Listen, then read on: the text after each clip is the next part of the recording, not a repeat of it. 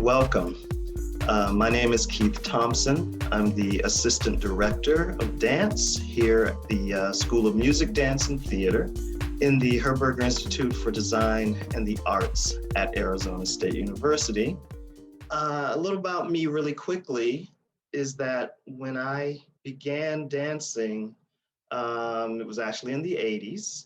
What happened with me is that I was lucky actually and able to dance in a company that was in Minneapolis, Minnesota called Zenon Dance Company.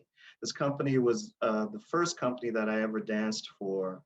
And the beauty of this company is that it was a modern and a jazz repertory company. So the artistic director, Linda Andrews, brought in choreographers, young choreographers, up and coming choreographers to teach us classes and create works for us in the company that were centered in the genres of modern dance and of jazz. And so I'll talk a bit about the modern dance side. This was really an incredible time because it was actually a time where a lot of younger choreographers who were coming from the legacy of choreographers who've done postmodern dance and some of the pioneers and the legends from postmodern dance, and also from the modern dance world before that. There were choreographers such as B.B. Miller, Doug Verone, Douglas Dunn, David Gordon, actually, who's a founder in the postmodern era, Yvonne Rainer, who is actually one of the huge founders, and David Dorfman. Keith Young comes from the Twyla Tharp thread. These were mainly some of the most interesting. There are many, many others, but these were a lot of the ones that influenced me, I think, in my work and my choreography. So through that was during the 80s. And then actually, when I was there, how I fell a little bit deeper in love with postmodern dance. I wouldn't say that the other choreographers were really postmodern dance. They were probably living on that edge, on that line. It's a very thin line of postmodern and something shifting in towards more contemporary.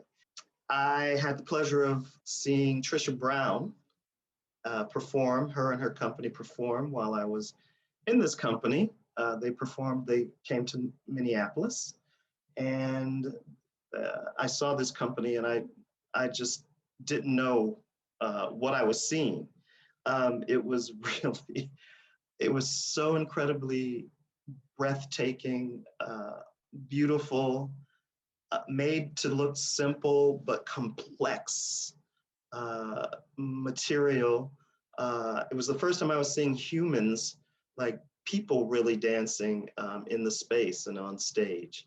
You know, but to myself, of course, I said, oh my God, that is one of the most incredible things that I've ever seen. I have no idea what they're doing. I would never know how to even do that. So right away, I just sort of removed myself from having any thoughts of ever doing something, dancing something like that, or being in a company that was like that. Well, lo and behold, a few years later, I actually ended up in the Trisha Brown Dance Company.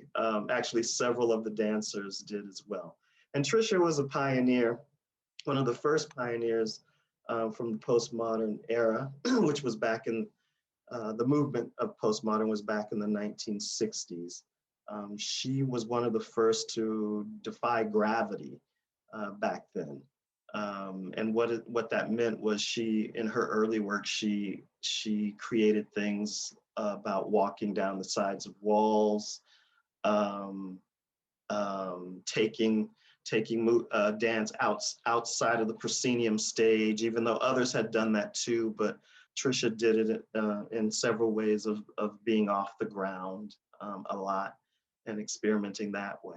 She was part of the short-lived movement called the Judson Dance Theater, the Judson era, where there were dancers and choreographers who took the time to really think about uh, moving away from the traditional codified forms of training in dance and modern dance at the time. It was more experimental. It was really about a lot more improvisation to figure out how to set choreography. It was based on the idea that anyone could be a dancer, so you didn't have to really be trained as a dancer. Um, Experimenting with everyday movements, uh, the body, really as dance, what that could mean. So lots of experimentation and exploration. And one of the other main things about it is that these choreographers really thought that the process was more important than the product.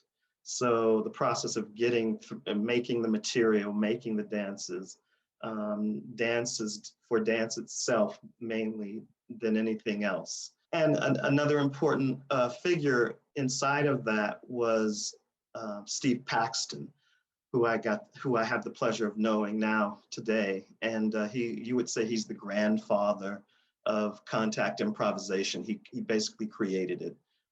So he was also playing in that sandbox with a lot of these other choreographers like Trisha Brown, Yvonne Rainer, Simone Forti, Lucinda Childs, like I said, Robert Dunn back then, but Douglas Dunn. So to name a few, that era, it was, like I said before, it was short-lived, but it was one of the most impactful eras that changed dance as we know it today.